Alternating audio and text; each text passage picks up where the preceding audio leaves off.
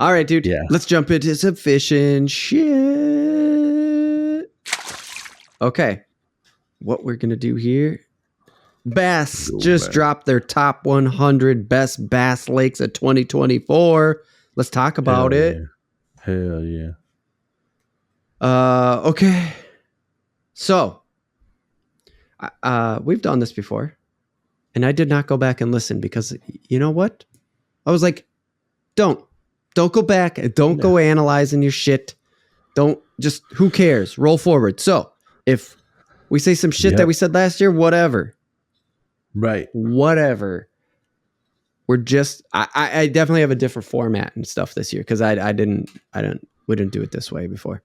Yeah. Plus, if repeating yourself was a problem, Joe Rogan wouldn't be popular. He says the same shit all the time. Right. Of course. You do that many fucking hours of podcast and it's going to happen. So 100%.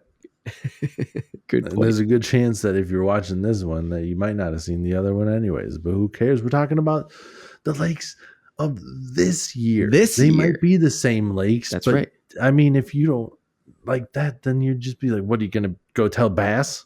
Yeah. Hey, these are the same lakes as last year. Pick the same lake. Yeah. They're still good lakes.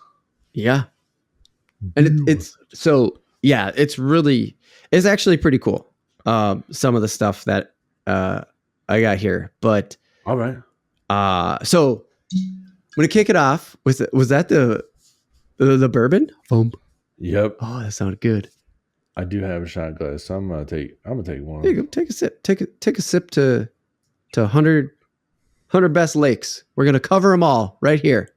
Hell yeah! Ready? I'm gonna take a shot for all nighter. One. Nah. This is gonna get mixy. So hang in there with us. Yeah. Number one, right up top, they put the St. Lawrence River at number one Bass Lake for 2024. Yeah. Man, they go there every year. At least, since we started the podcast 4 years ago, St. Lawrence has been on the Elite Tour every year that I can think of. I'm certain of it.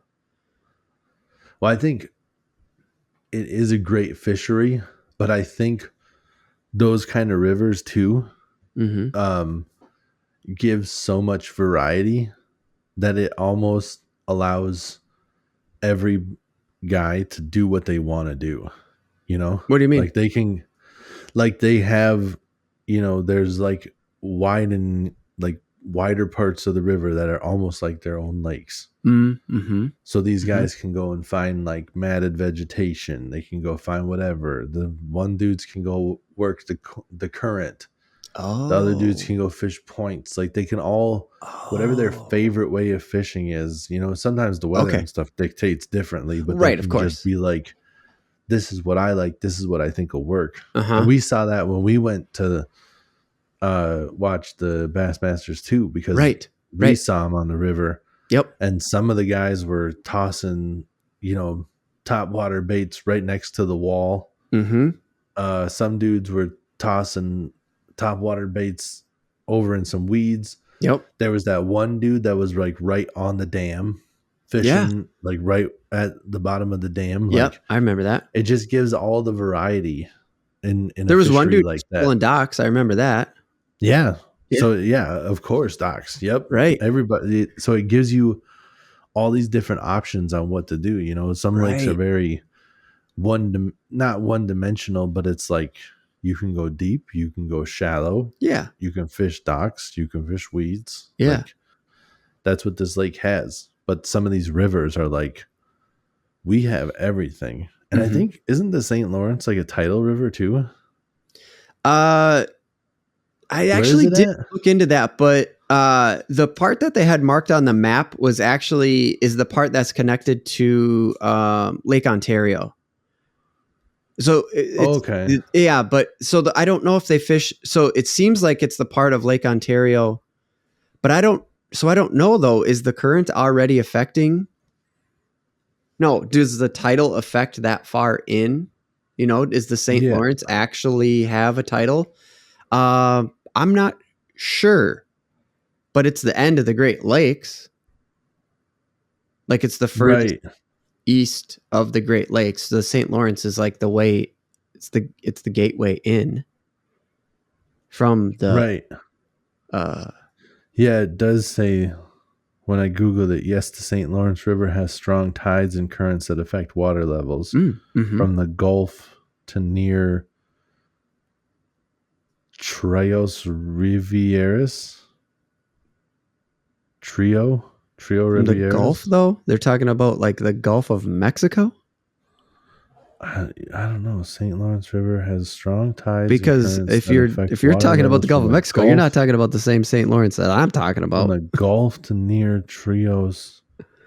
It just says from the Gulf. It doesn't. The tides are caused by the gravity. I don't know what the Gulf is, to be honest. I don't know either. Maybe that's not.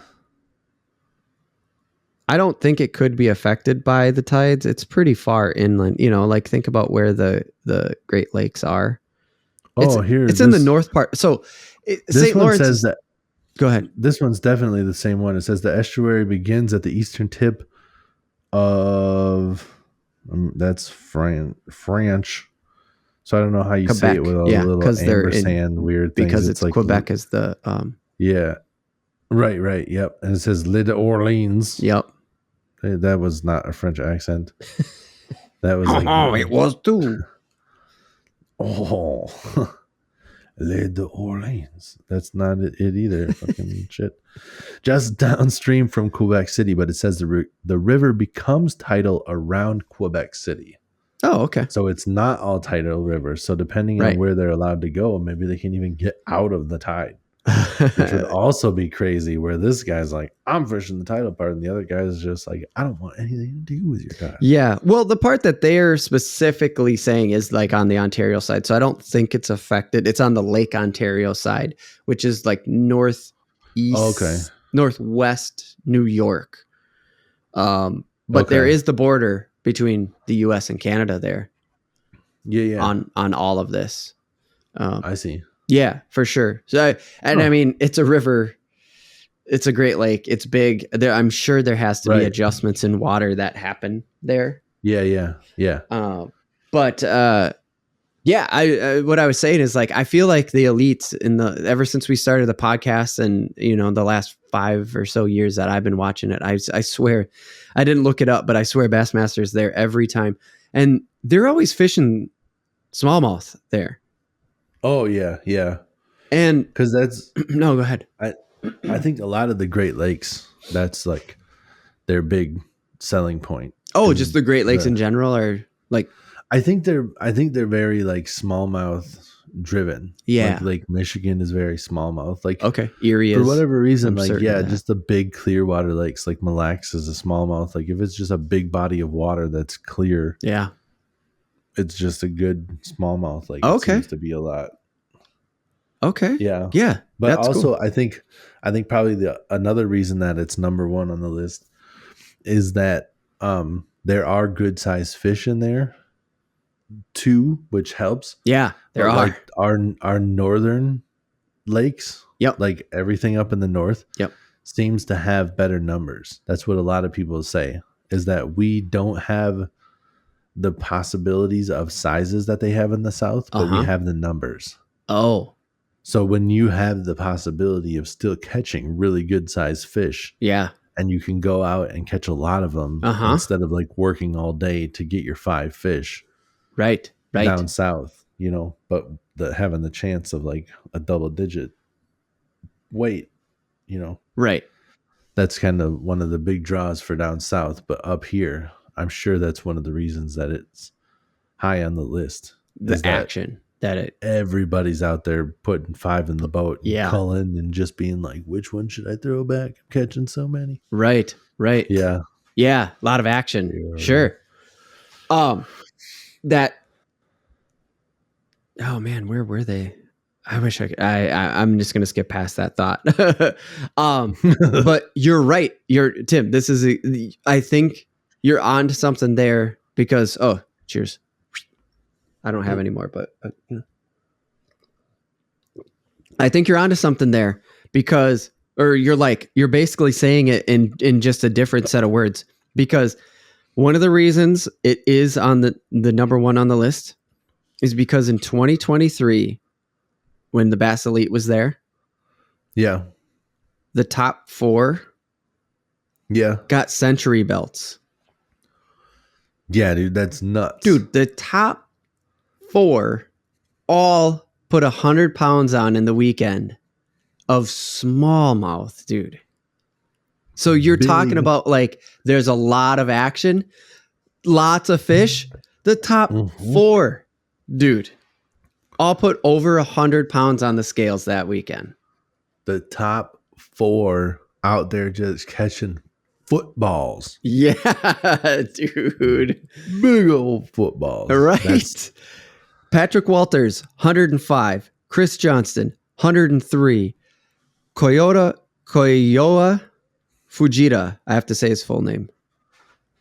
102. And Tako Iru with 101. Damn, dude. That's what got put on the scales last year out of St. Lawrence. I got to make sure I catch it this year again. Like, yeah, that is so crazy. Dude, like, no wonder this place, because think about what you just said. The amount of fish, they have to be there. And then they're nice fucking size smallies too. Yeah. And the Japanese guys are like, there's always been a presence. They've always been there. But to see, I think they're both Japanese, to see both of them up in that century belt mark. Yeah. And then did you see the last Bassmaster tournament? I say the last one. I don't know if there was one. The last elite that, Taku won second. Was it Taku? It was Taku who won. Yeah. There's one before that. There was another Japanese guy. Oh, was it? I think so. Oh. I don't think it was Taku. I think it was a different guy. Oh, shit. He won? He won that elite event? Yeah. Oh, I must have missed that one. Or maybe it was Taku, and for some reason I was reading his name wrong. The most recent one, it wasn't the weekend of the 4th, because so it must have been the weekend before that, I think. Taco won his second trophy. But yeah, you're right. There is something to that. Like, it seems like the Japanese fishers are super good at these smallies. So to see, like, they're like, they come over here, they're going bronze back fishing or something. Yeah. But yeah, Koyoa Fujita, 102, and Tako Iru at 101 is like they're 3 and 4. And then Patrick Walters at 105, putting him 2 pounds ahead of Chris Johnston with 103. And I'm just like, yeah, well, no shit. This place is like number 1 on the list. You always say it, Tim. Fun to fight him when it comes to smallmouth. And this place seems to be pushing it, pushing those smallmouths like up there, dude. They're such good fighters. Yeah. Per pound, I think they might be the best fighters out there. Yeah. I think you've said that before. So like St. Lawrence, and they say on the New York side, because B.A.S.S doesn't have permission to go into Canada, I don't think. Yeah, I think they just participate in the United States. It was Taco Ito. Yeah. So you're talking about the most recent elite series. Yeah. Why did I think it was somebody else? But here's the reason that I brought that up. Oh, okay. Did you see the baits he was using? No, I saw the article when I went to read these 100. Dude. What were they? Not only the reason that I brought up Japanese guys wasn't just to be just like, hey, you see these goddamn Japanese guys?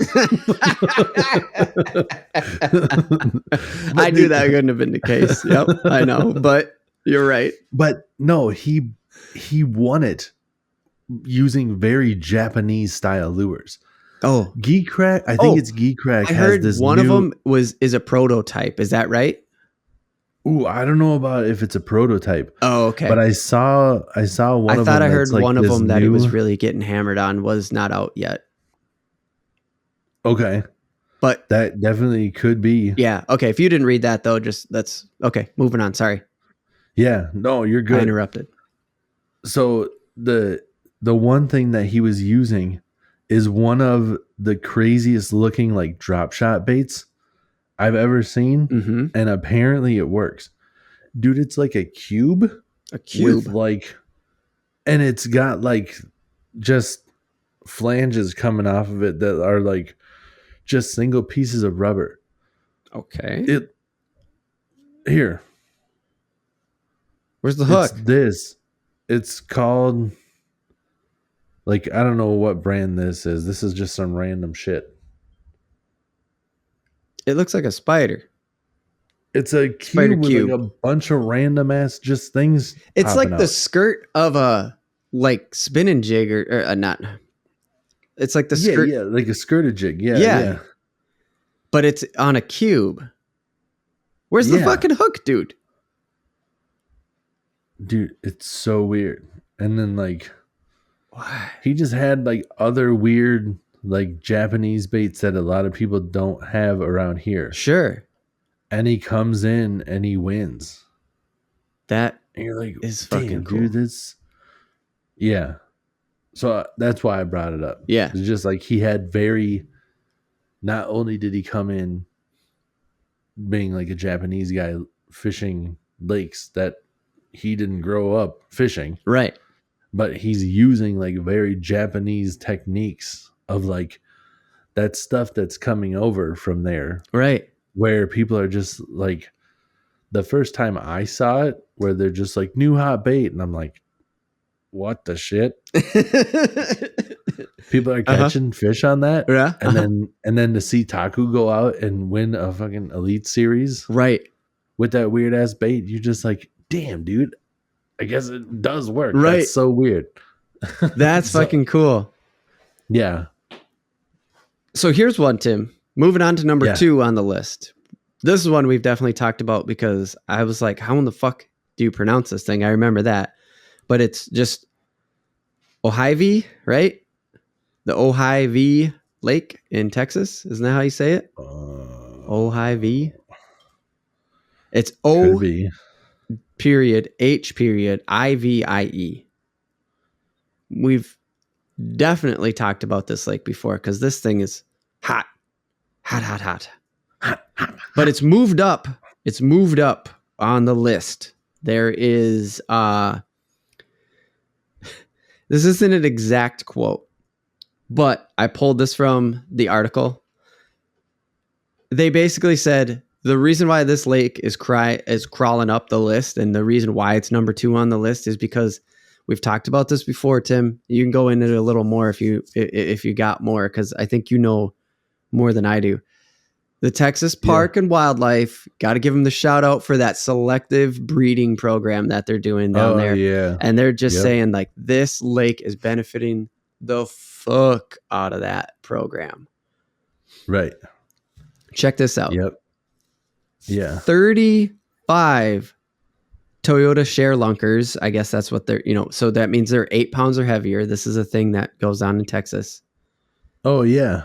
35 in the first 4 months of 2024 were recorded on that lake. Yeah. And that, I think I brought that up. Yeah, that's what I was saying. If you got something to say about it, go. I think you know more. I think that share lunker is that thing where they're catching them and then they hit up that company and that company takes them to do that like selective breeding like you just touched on. And then they'll let the fishermen like release it back into the lake later.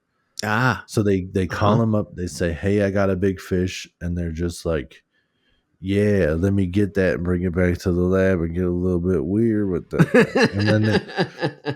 and then the fisherman's like, whatever, as long as I get to put it back healthy later. Right. And then the scientists are just like, don't worry about it. We're going to treat it real nice. Real fucking good. You know what I mean? It reminds me of that scene in Beer Fest. You're jerking off frogs?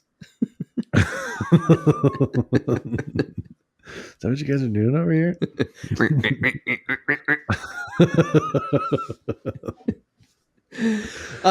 that must be what's going on then, because that explains why it's called a Toyota share lunkers. So they share lunkers probably gets the sponsorship from Toyota to get a little bit more money to make sure that the fish make it over to the Texas Parks and Wildlife. Mm-hmm. They do the thing, and then ShareLunker make sure they get back. Like it's fucking paying off, dude. 35 in the first 4 months of 2022, over 8 pounds. I mean, fucking A. Yeah. God. And Toyota is like one of the biggest sponsors out there for the Bass Masters and stuff. So you think that it's only in their best interest to try to make sure that the selective breeding can get some monsters, because that's only going to help the sport. That's only going to get more eyes on it. Right. Somebody pulls in a 15-pounder in a tournament. Everybody's going to be like, that's going to go viral. Everybody's going to be talking about. Oh yeah, big time. Did you see the size of that bass? That taco? You know, now they're on that weird ass fucking dice thing. and they're on the big sports networks now too. They're on FS1. Oh yeah. So like that, you know, like you said, to not only do you have that big moment right there on the, like literally on the big screen, but you have that viral feed too of someone pulling something gigantic. But speaking of that, 12 legacy class bass, meaning they have to be over 13 pounds, 13 plus pounds. 12 of them. 12 of those bastards. Yeah. So you can assume that this is all like measuring the first 4 months or first 4 to 6 months of the year. 12 over 13, 17 Strike King Elite class. Again, getting the sponsorships in, which means they have to be over 10 pounds. That's crazy. Do the math. I did the math. You don't have to do the math. I did the math. 29 out of those 35 ShareLunkers then were over 10 pounds if you break that down. Yeah. So there were 35 total ShareLunkers, which just means you have to be over 8 pounds. Right. 29 out of the 35, if you add all that up of what I just said, 29 out of 35 fish were over 10 pounds, man. That's nuts. The Ojai Lake in Texas is fucking benefiting from a selective breeding program. There's no doubt about it. And in case you didn't know, I know we were talking about like, repeating stuff. If you've been listening, you've heard it before. Almost every single one of those, if not all of those, are bigger than any bass you could possibly catch in Minnesota. Possibly. A bass just can't get that big up here with the way our weather patterns are and our food supply is in the water. Yep. The state record is just shy of 9 pounds. Yeah. And these have to be over 8 pounds, meaning that they're probably in the 9-pound range somewhere in there. Right. And like you said, quite a few of them would absolutely shatter our state record. Yeah. like a fucking elevator through a glass ceiling. Yep. And that's not just down south. That is one lake in Texas. Yeah.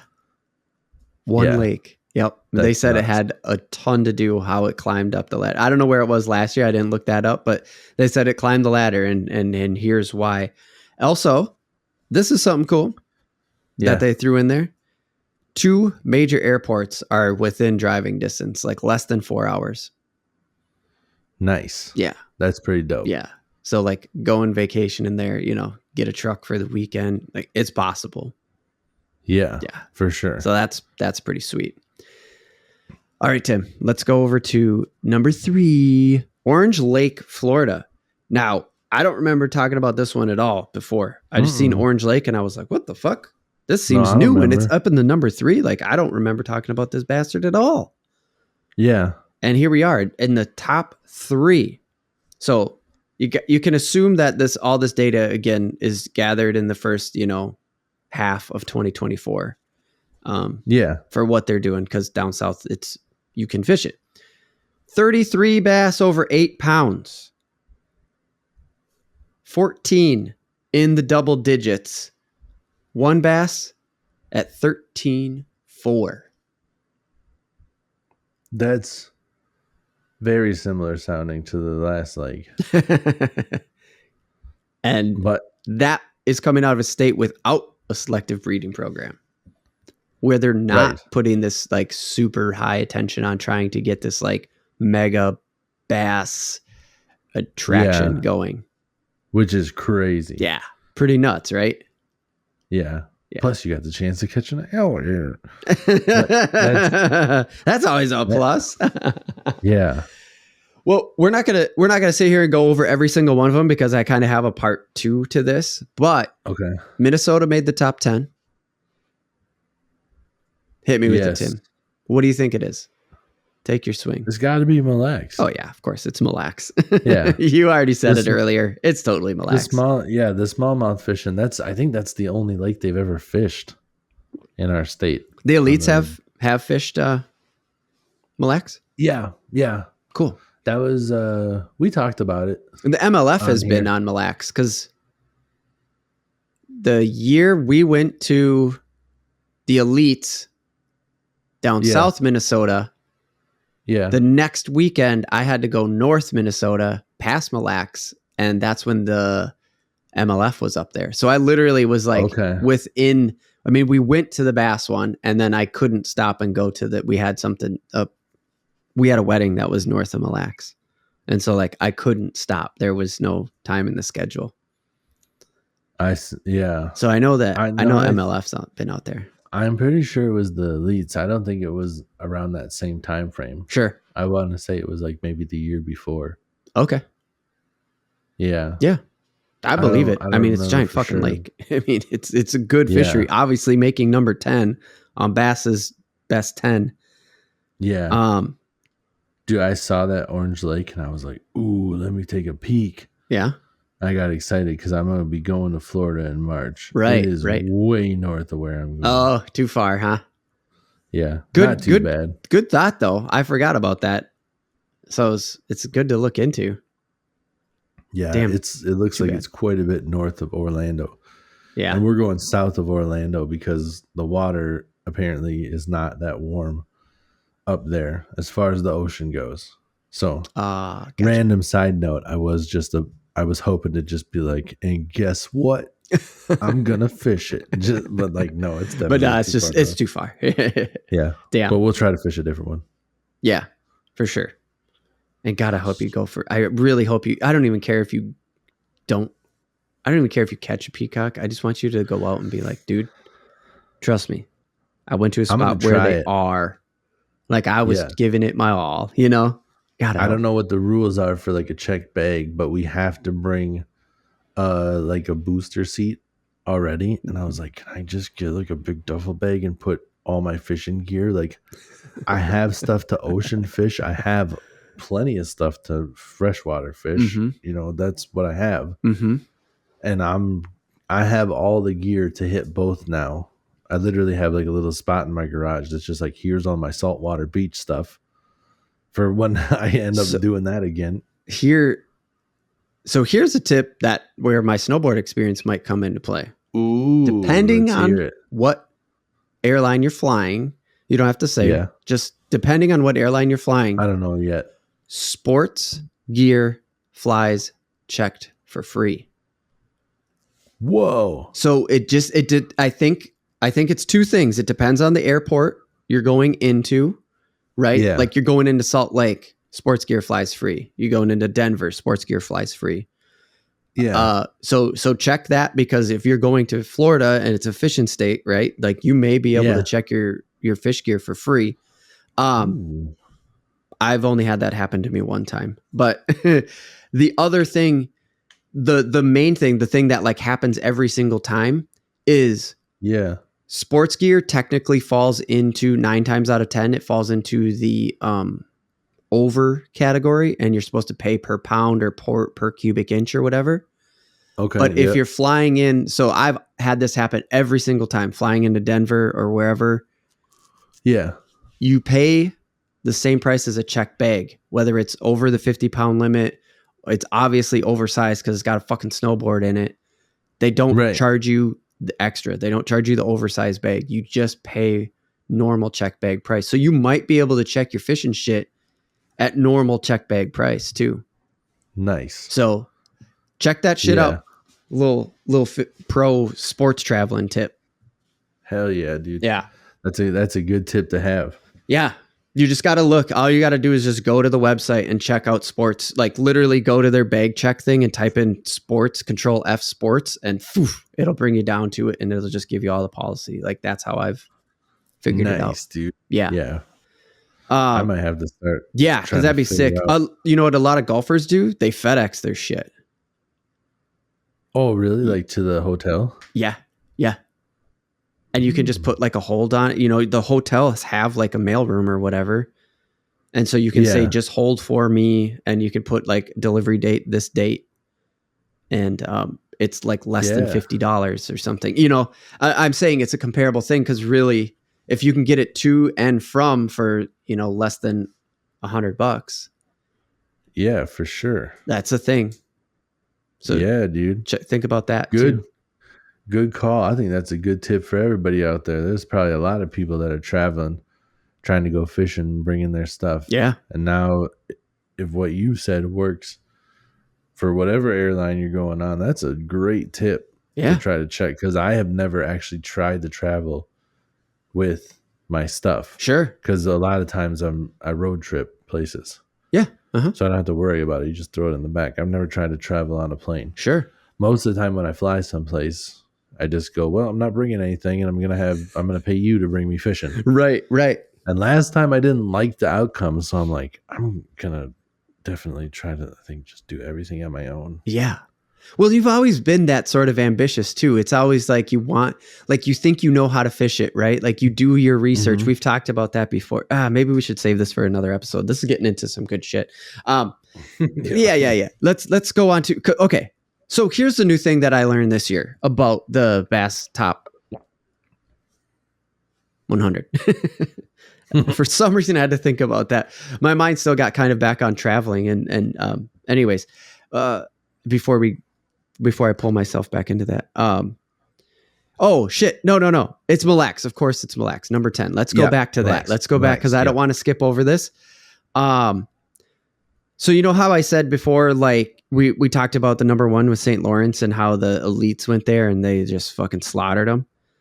Yeah. They didn't have any elite information, but it seems local. There's a 3rd annual City Auto Glass Bass Classic that was held on this lake. And it was so also I got to quickly say, this is last year's stuff because you know that in the first 6 months of the year, January through June, we don't pop really up here. Like our sports fishing is not that great by the time Bass has to publish this. So they're actually going back to 2023 data to make their defense or to like present their case for Mille Lacs. Sure. So this is the 3rd annual City Auto Glass Bass Classic. It's a tongue twister. That is 5 fish. Bass Glass Classic. 5 fish tournament. First place, 26.22. Second, 25.45. Third, 25.12. Fourth, 25.1. Fifth, 25.04. So every fish they're catching is 5 pounds. That's a good size smallmouth up here, dude. That is a big fish. That's my personal best. Is it? I've caught 2 5-pounders. 2 5-pound smalls. So you have 2 PBs that are tied for each other. Yeah, I haven't like weighed them on like a perfect scale. Yeah, to get to like the 0.04 level of 5th place kind of shit. Yeah, It was like the Bass charts, you know, like where you take the measurement and then it shows you like that's a 5-pound fish. Oh yeah. And you're like, hell yeah. So it's like they were both big tanks, and then you look at the measurement and you're like, that's a 5-pounder. That's fucking I don't have sweet, like dude. I don't have a legit scale where I'm like holding it up and just right like, and seeing the number 5, and 2, shit. Whatever. Yeah. Yeah, I probably should get one. But yeah, that was those are hell of fighters.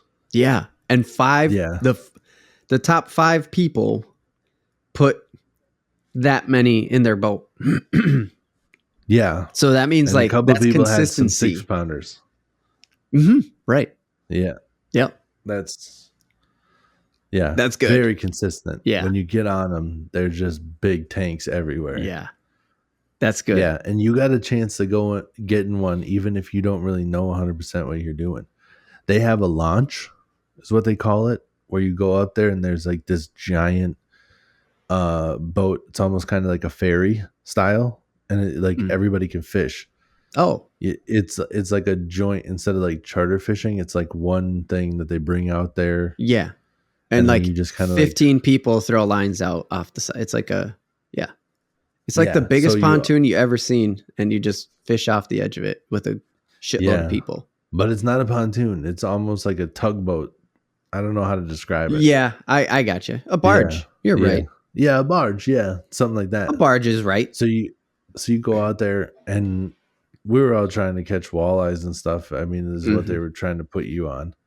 And you just kind of drag, and like there was barely any wind, and they were like, "Oh, they're on the flats, and it's like not wind or like not cloudy, and there's not much wind." And we're just dragging, and like nobody caught anything except for one lady that pulled in a big ass smallmouth. Oh, nice. Immediately just pull and drag, and she's like, "Oh, I got something." Like, hell yeah, you got something. Yeah, dude. That's awesome. Yeah. That is cool. So you got a chance at, you don't have to be a pro to go up there. It doesn't cost that much. They go out a couple times a day. Just go up there, get on that thing. They'll outfit you with some stuff. You'll drift. You might not catch anything, or you might catch a personal best smallmouth. Right. You never know. A nice, good fighter. Yep. Oh, also that tournament, the top 19 teams all weighed in over 20 pounds. 19. Yeah, dude. Just again, back to the there's a lot of them. So at least 19 guys on the same day averaged at least a 4-pound fish. Yeah. Yeah. Mille Lacs is crazy, dude. It was fun to see that. So then what I jumped into early there is I hadn't seen this one before, where they did zones, and I saw Central, and I was like, all right. Let's see how Minnesota. So truth is, I did this for Minnesota. I had to go check it out. I was like, click, let's talk about it. Yeah. Because we're in the Central Zone. And then when I was doing the research on the 100, the top 100, it hit me again. Oh, fuck, dude. We're in there with Texas.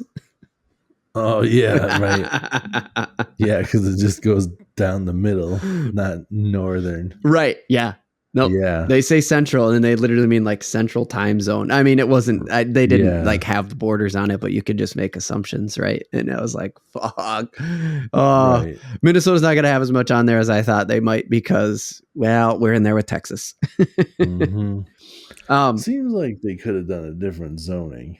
Yeah, it feels a little unfair, but hey, I'm not here all the way across. It's going to be like the zones, and every zone, it's just going to be like the number one lake is the southernmost lake.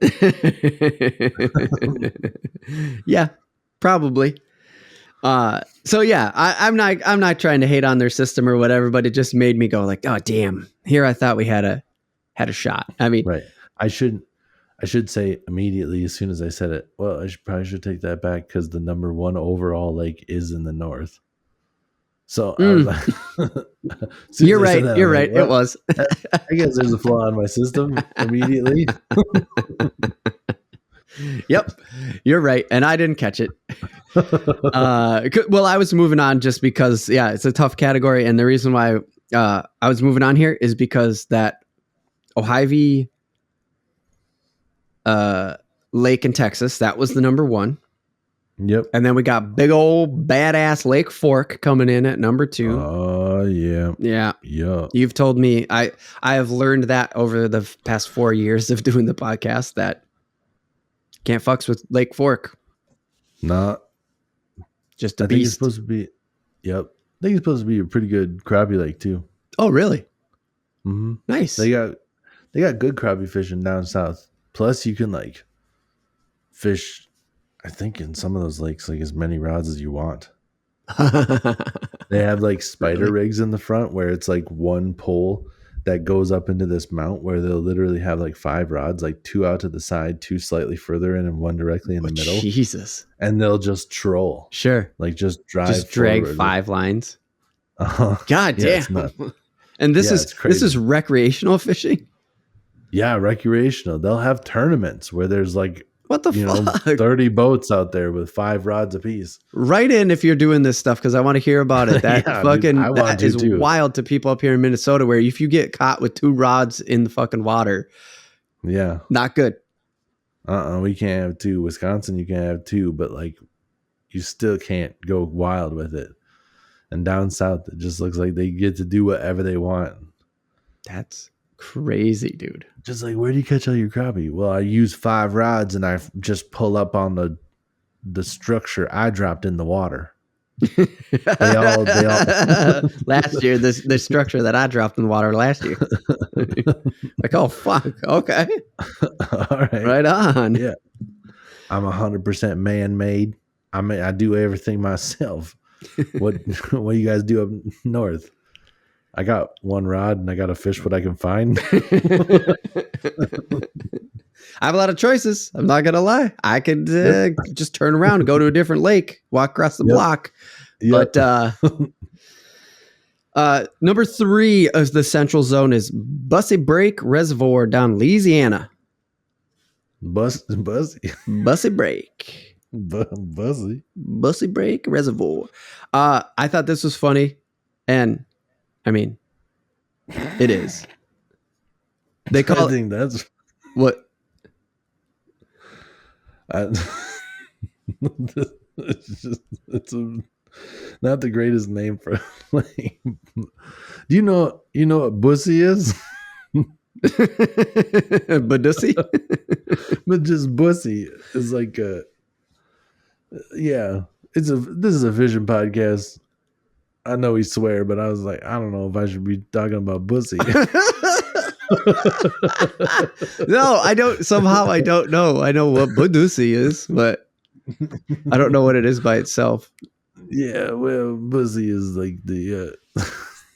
If you don't, that's okay. You can say it in the break. Yeah, just Google it if you're old enough. Don't Google it at work, is what you're saying. Yeah, it might not be. Okay, it could be if you Urban Dictionary it might be work friendly because you could just read right because you can read it. Yeah. Maybe don't click on images. I don't even know what it is. Okay.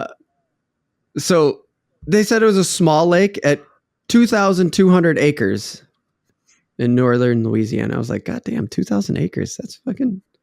That's good size. Yeah. And the cool thing about this lake is it used to feed a paper mill. Paper mills take up a shitload of water. Yeah. And so that's what it was. Then it got donated to the state of Louisiana in 2013. And they reopened it in 2020 to the public. Nice. Yeah. So the Louisiana Wildlife and Fisheries, they're DNR down there, as we call them up here. Yeah.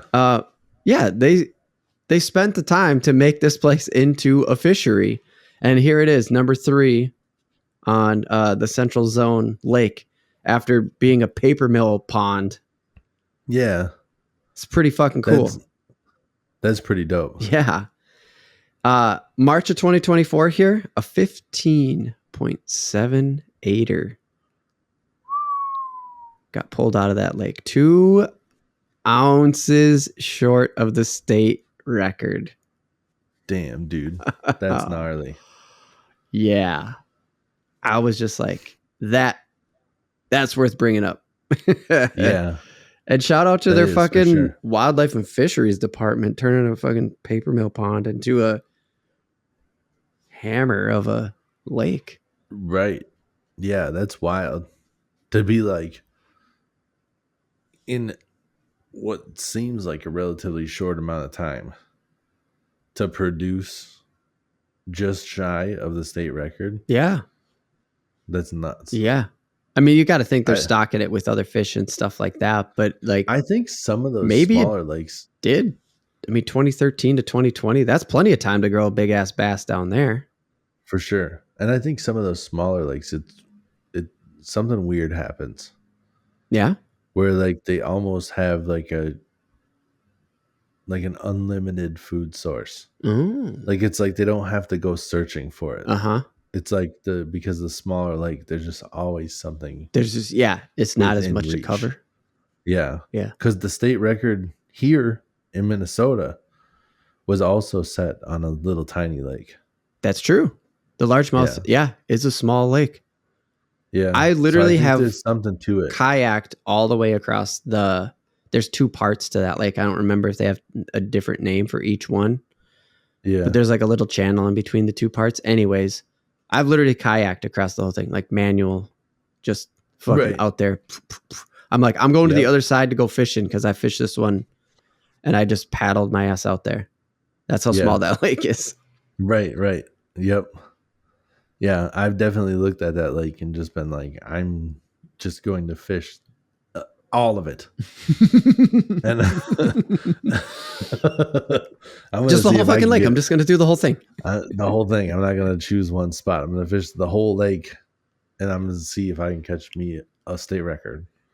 Yeah. I haven't been out there to do it yet. But I do look at it thinking like, oh yes. Yeah. Come on down. Hell yeah. So they call it a small lake at 2,200 acres, and I was like, "Fucking hey, that seems that's a lot of acres to me." And then number 4, here's Lake Mille Lacs in the Central Zone coming in at number 4. Yep, baby. Minnesota still made the top 5 in the Central Zone. It's 132,500 acres. Yeah, I know it's a gigantic lake, but when you put that up against a small lake at 2,200, you go, yeah, there's a huge difference. I get it. Right. Minnesota did come in again. We made the top 25 2 times. Lake Vermilion. You ever been up there? Yeah, dude. I just saw Lake Vermilion like last week had a fucking water spout. Whoa. No way. The tornado over the water. Yeah. Yeah. I think it was just last weekend. Yeah, because there were some weird fucking storms, weather and storms that were just popping. Like most places were good, and then all of a sudden these hard pockets of weather were just like bam. Yeah. A water spout over that big bastard, huh? Yep. Crazy. Yeah, I guess they're pretty rare, but they had one. Yeah. I've never fished Lake Vermilion since I've been like a legit fisherman. Oh, okay. I've been up there as a kid. Oh, okay. Where Sweet. Our extent of fishing was my dad, we drive towards the shore until we start to see weeds, and then we drop anchor and bobber fish. Ah, gotcha. That's what it was. Right. No points, no nothing. Just a random ass spot. Just a spot. Just stop. Yep. Just a spot. Drive till you see weeds, drop anchor, throw out a bobber. Yep. That's it. Yep. We're on the water. Yep. We're having fun. Yep. That's dad fishing. Yep. Dad fishing 101 right there, baby. Yep. Now, this is just a random side note. Now I can go out and target crappies. I can go out and target walleyes. I can go out and like find these fish. I remember when we were kids, in like the 5 years that we had been fishing the little lake that we had gone and fished, it wasn't Chaminade yet. Yep. He had caught a crappie once and a walleye once. Both of them were pretty small. Mm-hmm. And all the times we fished both of those, I'm like, what the fuck is that? Like I had no idea what they were because I only caught sunfish. We didn't ever even catch bass. Sure. Yep. So it was just like all we would catch was sunfish because we're just fishing random weeds. Same. Yeah. And it's just crazy to me to think back on that, where like those 2 fish were so rare. And now I'm like, what if you guys really want some walleye for dinner, or like? Yeah, if we really want to catch those, I can go and try to catch those. Right. Walleye are harder. Right. I can't guarantee any of it, but I know where to go and what to do to catch them. Right. when back then it was like once a year we might go, oh, look at what the hell did we catch? Right. Right. Yeah. Weird shit. Yeah. It's funny to think about. Here's the surprise. Here's a big surprise for me, Tim. Yeah. Number 8, West Okoboji Lake in Iowa. In Iowa. I didn't think there was anything in Iowa. And all of a sudden, fucking number 8, West Okoboji Lake comes in at a number 8. And I'm like, what the fuck? Oh, yeah. I had no idea Iowa even had fishing. Yep. I know Okoboji. You do? The name's familiar. Like Okoboji sounds familiar. I assume there was one here in our state, in Minnesota. I don't think so. But yeah, I mean, you as somebody who fishes this area just kind of knows stuff. I'm sure you know this lake. I would. Yeah. Yeah. Yep. I know Okoboji. Yep. So here's some numbers that they had in there as it's like, here's the case of why this is number 8. Pretty much it said that 5 fish bag tournament again. Yeah. Close to 20 pounds is looking to be a common thing. So if you think about what happened, number 4 is Mille Lacs, where it was like, 20-pound bags were happening. This is 4 down from that in Iowa. And they're just like, this lake is like growing. We can see the potential. Try it in 2024. Watch this tournament pop 20 as a common thing in this tournament.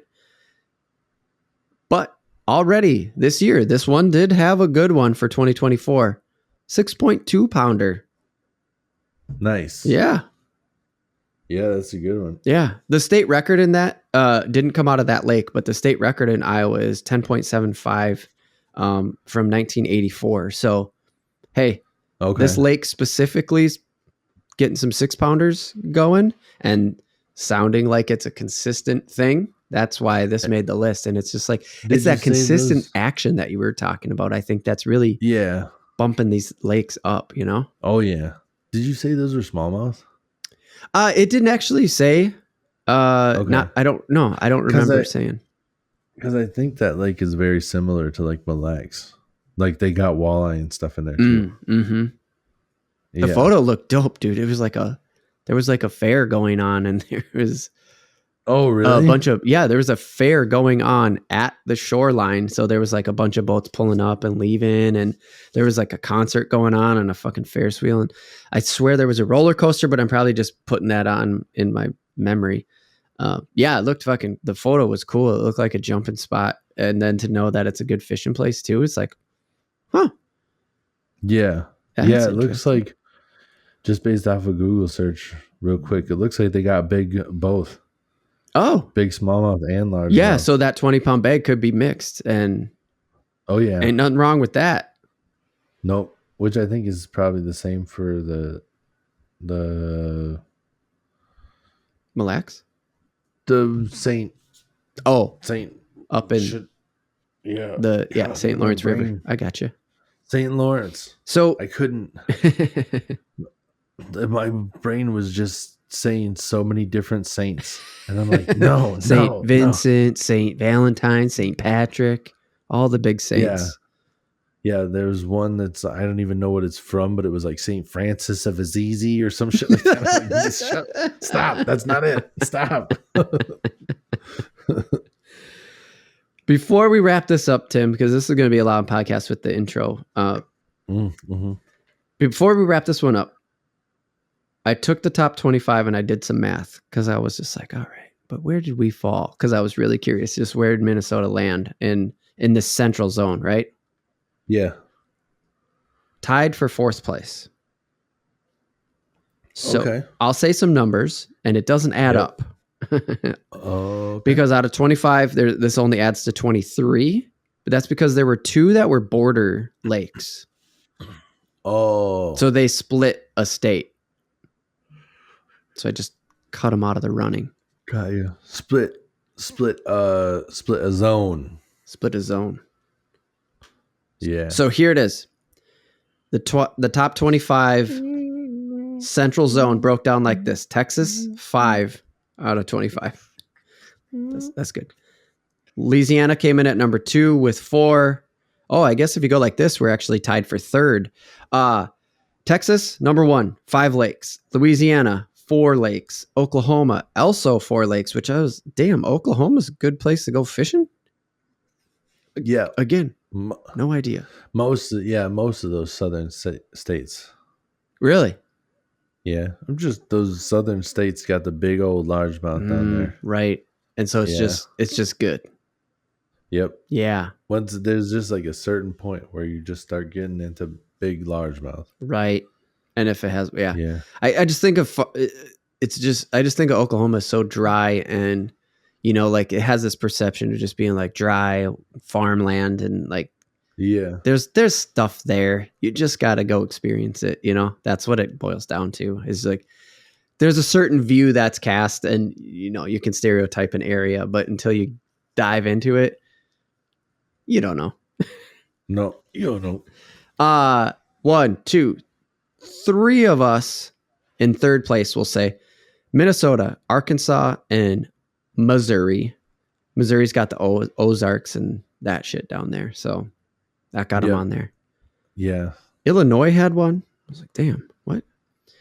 I did count this one, the Dakotas, because it was in North and South Dakota Lake, and I'm like, the Dakotas are just one state. Right. Yep.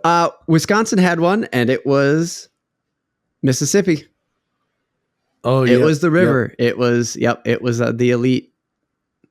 And we heard that from the people on the stage. You remember that? Pros were like, oh yeah, pros were pumped to be there. Yeah. They were like, we will come back here. They were like, I can't wait to fish this again. Yeah. It was cool. Yeah. I remember looking at it like, damn, dude, that looks dope. Yeah.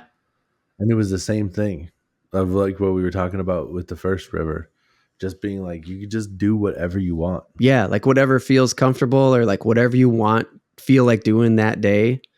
There were just options. You could just see it just by being there. Right. Yeah. Yep. Yeah. Like that Takaido one. Mm-hmm. That was like everybody had to fish spinning rigs. They were all fishing finesse baits. Nobody had a choice. Like you either do this or you don't, and that's the end of it. Gotcha. Yeah. Yeah. So I think like a lot of guys like that, to be able to do whatever they want to do. Right. That choice. That more of a Yeah. Plus, I mean, who doesn't want to do that? Where I think it makes it more challenging too. Where when you have all the options, what do you choose? What to narrow down and how to narrow it down quickly as a pro in a tournament? How do you narrow down narrow down what technique and everything? I gotcha. Yeah. To catch the most big fish when everybody's putting tanks in the boat. Right. Yeah. It's crazy. Yeah. Crazy. So Iowa and Illinois there, they also had one. But and we talked about the Iowa one because, again, just like Oklahoma, I'm like, fuck, it's down there. Corn? Nothing. Right. All right, man. That's it. Let's wrap up this fishing topic. We're going to just try to keep rolling into this. Yeah. We're going to try to keep rolling right into. We're going to take a short break. Remember, no sponsors, no Patreon, nothing that here in the break. We just take a little break. Split your mind off of the fishing topic and get into the random take. So I'm not even going to say what it is. I'm just going to go right into it because I know we're both getting tired. And I saw that yawn and I was like, all right, I got this. You know what? I'm just going to make the cut and post and we're just going to keep fucking rolling. So let's do it. Let's hit the break.